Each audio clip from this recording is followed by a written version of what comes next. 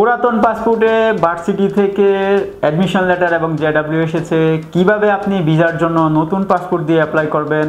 আসসালামু আলাইকুম, আমি নয়ন আহমেদ, ইঞ্জিনিয়ার হযরত শাহজালাল আন্তর্জাতিক বিমানবন্দর টার্মিনাল 3 এক্সপেনশন।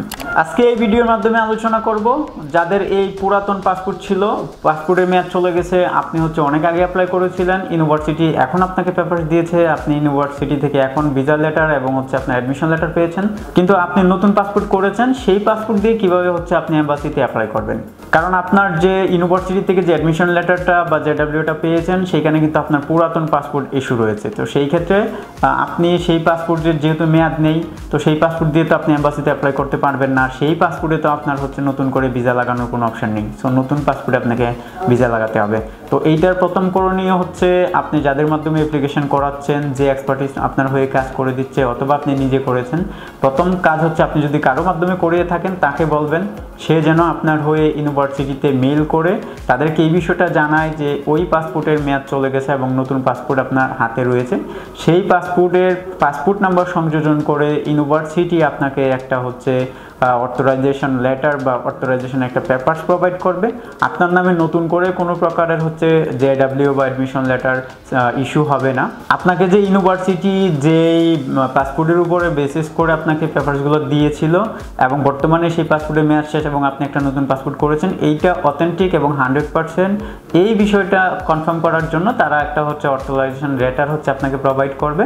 যেই অথরাইজেশন পেপারটা দিয়ে আপনি এমবাসিতে আপনার ভিসা অ্যাপ্লাইয়ের জন্য ভিসার জন্য অ্যাপ্লাই করতে পারবেন। আরেকটা সিস্টেম রয়েছে যেটা যখন আপনি ভিসার অ্যাপ্লাইটা করবেন অনলাইনে, তখন একটা নোট সেকশন রয়েছে পাসপোর্টের, ওখানে একটা নোট সেকশন রয়েছে। ওই নোট সেকশনে যে আপনি সুন্দর করে ওখানে আপনার বিষয়গুলো লিখবেন যে আপনি পুরাতন পাসপোর্ট দিয়ে ইউনিভার্সিটিতে অ্যাপ্লাই করেছিলেন, সেই পাসপোর্টের মেয়াদ তখন ছিল, দীর্ঘদিন পরে আপনার জেডব্লিউ এবং অ্যাডমিশন আসার পরে বর্তমান পাসপোর্টের মেয়াদ নেই, তো আপনি একটা নতুন পাসপোর্ট করেছেন, আপনার নতুন পাসপোর্ট এই পাসপোর্ট নাম্বার, নতুন পাসপোর্টের কপি এবং পুরাতন পাসপোর্টের কপি উভয় সংযোগ করে তারপরে আপনি ভিসাটা অ্যাপ্লাই করবেন।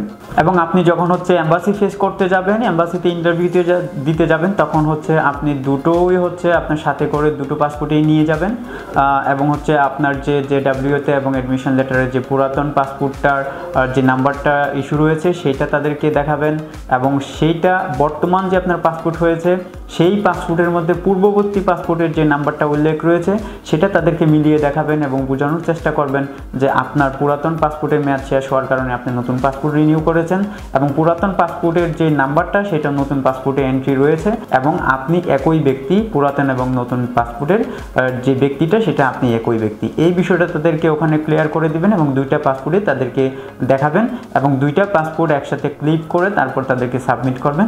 তাহলে এই হ্যাসেলটা আর থাকবে না, কোনো প্রকারের ঝামেলা হবে না। এই প্রসেসটা ফলো করে কিন্তু আপনি আপনার পুরাতন পাসপোর্টের মেয়াদ চলে যাওয়ার পরেও নতুন পাসপোর্ট দিয়ে আপনি এমবাসিতে অ্যাপ্লাই করতে পারেন এবং আপনি এমবাসি থেকে ভিসা পেতে পারেন। ভালো থাকবেন, সুস্থ থাকবেন। আসসালামু আলাইকুম।